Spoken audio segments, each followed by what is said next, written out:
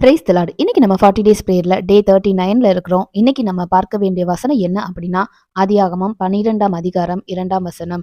எல்லோரும் என்னோட சேர்ந்து இந்த வசனத்தை வாசிக்கலாம். நான் உன்னை பெரிய ஜாதியாக்கி உன்னை ஆசீர்வதித்து உன் பேரை பெருமைப்படுத்துவேன். நீர் ஆசீர்வாதமாய் இருப்பாய்.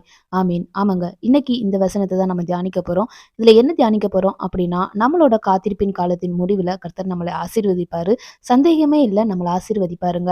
ஆனா எப்படி ஆசீர்வதிப்பார் அப்படின்னா, நம்மளுடைய பேரை பெருமைப்படுத்துவாருங்க. சோ இதை குறிச்சு தான் நம்ம வேத பகுதியில ஆபிரகாம குறிச்சு பார்க்க போறோம். ஆதியாகமம் 12ஆம் அதிகாரத்துல ஆபிரகாம பத்தி இந்த 40 டேஸ் பிரேயர்ல ஏற்கனவே பார்த்திருக்கோம். ஆனா இந்த பேரை பெருமைப்படுத்துவேன் அப்படின்ற வசனத்தின் அடிப்படையில இன்னைக்கு நம்ம ஆபிரகாம குறிச்சு தியானிக்க போறோங்க.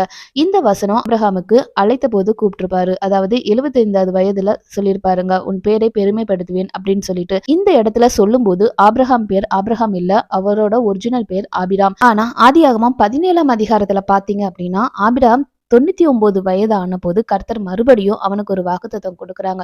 அந்த வாக்குத்தத்தத்தை எப்படி கொடுக்குறாங்க அப்படின்னா, கர்த்தர் அப்போ ஆபிரகாம் கிட்ட சொல்றாங்க, நான் உன்னோட ஒரு உடன்படிக்கை பண்றேன். அந்த உடன்படிக்கை என்ன அப்படின்னா, நீ எனக்கு முன்னாடி உத்தமமா நட. அப்படி நடந்த அப்படின்னா உன்னை திரளான ஜனங்களுக்கு உன்னை தகப்பனாக்குவேன் அப்படின்னு சொல்றாரு.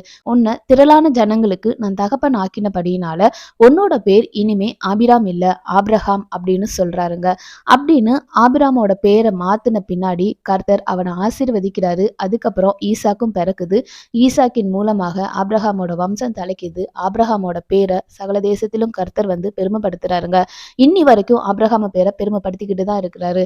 இதே போலதாங்க நம்மளோட காத்திருப்பின் காலத்தின் முடிவுல கர்த்தர் நம்மளுக்கு என்ன பண்ணுவார் அப்படின்னா, நம்மளோட பேரை மாற்றுவாருங்க. ஆல்ரெடி நான் ஞானஸ்தானம் எடுத்துட்டேனே, என்னோட பேரை நான் மாத்தியாச்சே, மறுபடியும் பேரை மாற்றுவாரா? அப்படி இல்லைங்க. சில இடத்துல பேரை மாத்தி அந்த பேருக்குரிய அர்த்தத்தின் மூலமா நம்மளை இது பண்ணுவாரு. சில பேருக்கு பேரை மாற்றுவாரு, சில பேருக்கு குணத்தை மாத்துவாருங்க. மோசேக்கு பிறந்ததுல இருந்தே மோசேன்னு தான் பேர் வச்சாங்க. ஆனா மோசேவை எப்ப மாத்துறாரு, மோசேயோட பேரை எப்ப பெருமைப்படுத்துறாரு அப்படின்னா, மோசே வளர்ந்த போது ஒரு அரண்மனையில தான் வளர்ந்தாங்க. அரண்மனையில வளர்ந்ததுனால அவங்களுக்கு எல்லா செல்வமுமே இருந்திருக்கும். பார்வோனோட குமாரத்திக்கு இவங்க மகனா இருந்திருக்காங்கல்ல, அதனால அவன் செல்வந்தனா தான் வளர்ந்திருப்பாங்க. ஆனா மோசே ஒண்ணுமே இல்ல அப்படின்றத 40 வருஷம் வனாந்திரத்துல அந்த இடத்துல மோசேக்கு கர்த்தர் நிறைய சொல்லி கொடுத்திருப்பாருங்க. 40 வருஷம் மீதியான் தேசத்துல இருக்க வச்சாரு.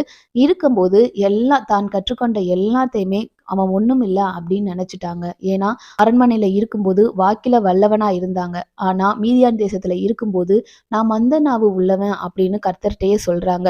சோ அந்த அளவுக்கு கர்த்தர் ஒரு சேஞ்ச் கொடுத்து அதுக்கப்புறம் மோசைய கொண்டு வராங்க அதே தேசத்துக்கு.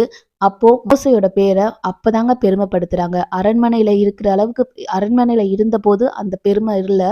ஆனா மீதியான் தேசத்துல கர்த்தர் உருவாக்கப்பட்டு மறுபடியும் மோசேய எகிப்து தேசத்துல கொண்டு வந்த பின்னாடி மோசையோட பேர் பெருமைப்படுத்தினார் கர்த்தர். அதே போலதாங்க ஒருத்தவங்களுக்கு பேரை மாத்தி பெருமைப்படுத்துவாங்க, இன்னொரு இடத்துல அவங்களோட குணத்தை மாத்தி கர்த்தர் பெருமைப்படுத்துவாருங்க. இந்த காத்திருப்பின் காலத்தின் முடிவுல கர்த்தர் கண்டிப்பா நம்மளோட பேரை பெருமைப்படுத்தி நம்மளை ஆசீர்வதிப்பாருங்க.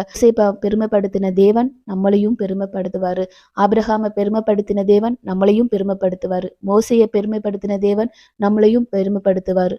நம்பி விசுவாசிங்க. கர்த்தர் எல்லாரையும் பெருமைப்படுத்தியிருக்காங்க. அவங்களோட புகழ் சகல தேசத்திலையும் பரவுச்சு அப்படின்றது நம்ம வேதத்துல வாசிக்கிறோம். அதே போலதாங்க நிறைய பேருக்கு இந்த காத்திருப்பின் காலத்தின் முடிவுல நம்ம பேரை பெருமைப்படுத்துவாரு. விசுவாசிச்சு கர்த்தருடைய சமூகத்துல அறிக்கையிட்டு காத்திருங்க, ஜெபித்து கொண்டிருங்க. கர்த்தர் நம்மளோட பேரை பெருமைப்படுத்தி நம்மளை ஆசீர்வதிப்பாராக. ஆமேன். கர்த்தர் இந்த வார்த்தையின் மூலமாக நம்மளை ஆசீர்வதிப்பாராக. எல்லாரும் என்னோட சேர்ந்து ஜெபிக்கலாம். அன்புள்ள இயேசப்பா, இந்த நாளிலும் நீர் எங்களோட பேசின உங்களுடைய வார்த்தைக்காக நாங்க நன்றி செலுத்துகிறோம். நாங்க இந்த 40 நாள் ஜெபத்துல கடைசி நாளுக்கு முதல் நாள்ல இருக்கிறோம்ப்பா. இந்த வசனத்தை நீங்க ஆசீர்வதிங்க டாடி. நாளைய தினத்தையும் நீங்கள் ஆசீர்வதிங்கப்பா. நீங்க பேசின அத்தனை வசனங்களும் தேவனே எங்களோட வாழ்க்கையில நீங்க ஆம் என்றும் ஆமேன் என்றும் செய்ய போற கிருபைகளுக்காக நன்றி செலுத்துகிறோம். கூட இருங்க, வழி நடத்துங்க. இயேசுவின் நாமத்திலே ஜெபிக்கிறோம் ஜீவனுள்ள நல்ல பிதாவே. ஆமேன். God bless you. Jesus loves you.